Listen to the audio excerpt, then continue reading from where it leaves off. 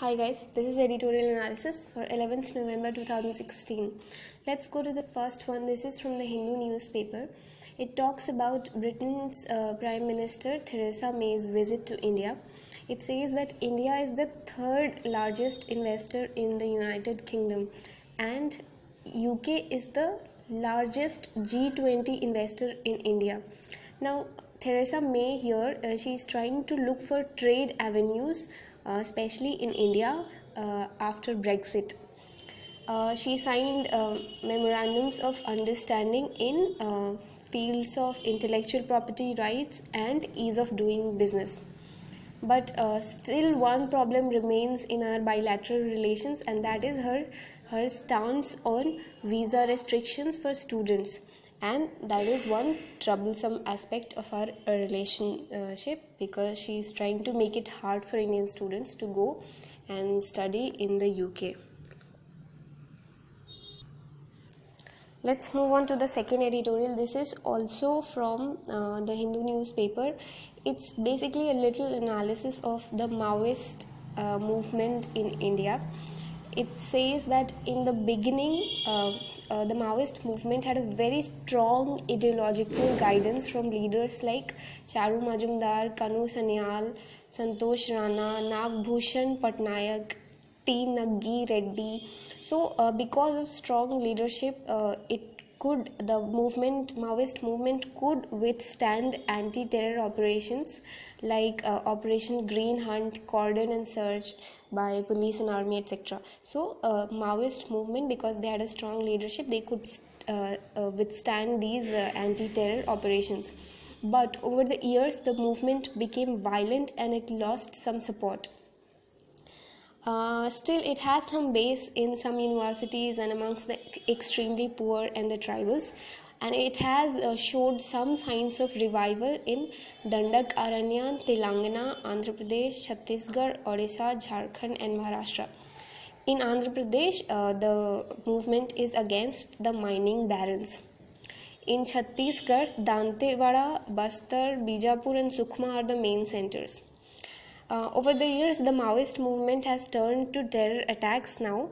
They own their own arms factories, they terrorize sections of population, they own explosive devices, and they also lack credible leaders. So that is one problem.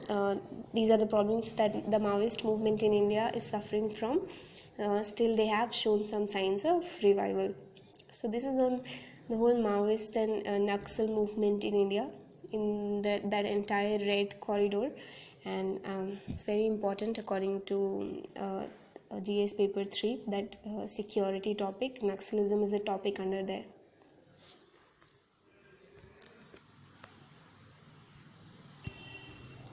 Guys, let's move on to the next third editorial. Now this one particular piece that I'm going to do now is not from any one particular newspaper.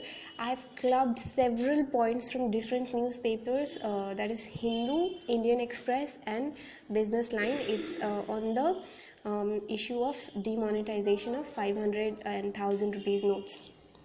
So I'm just going to enlist those points. There are too many of them. If you want, you can just write it down. So the demonetization, because of it, homes will become cheaper now. Cashless payments will increase. Interest rates will decrease because money supply in the economy will increase. Because of this, exports will increase, because Indian rupees is going to get depreciated. How is it going to get depreciated? People are going to now deposit their cash, their legal cash. They'll go and deposit it in the banks, and the bank is not going to give back the value of the entire amount to the customer. They're just going to give, I think, 4,000 rupees. So for the time being, the cash deposit in the banks is going to increase. So what is going to happen is it's going to lead to the depreciation of Indian currency. And if currency gets depreciated, our amount of exports will increase. It is aimed at reducing terror financing, arms smuggling, corruption, drug financing, and black money. It will increase tax compliance and it will support electronic transfers. In the same article, to curb black money, we will now have to ensure that all the transactions of purchases of gold and property will have to go through banks, not cash. It should not be done through cash, because people are trying to hide their black money. They are going to quickly go buy gold and property with that money.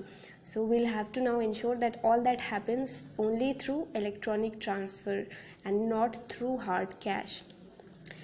And the next point in the same article would be that a demonetization of 1000 rupees notes was also undertaken in the year 1978.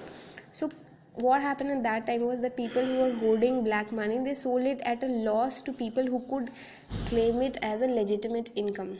So we have to see to that also, that this doesn't start happening again.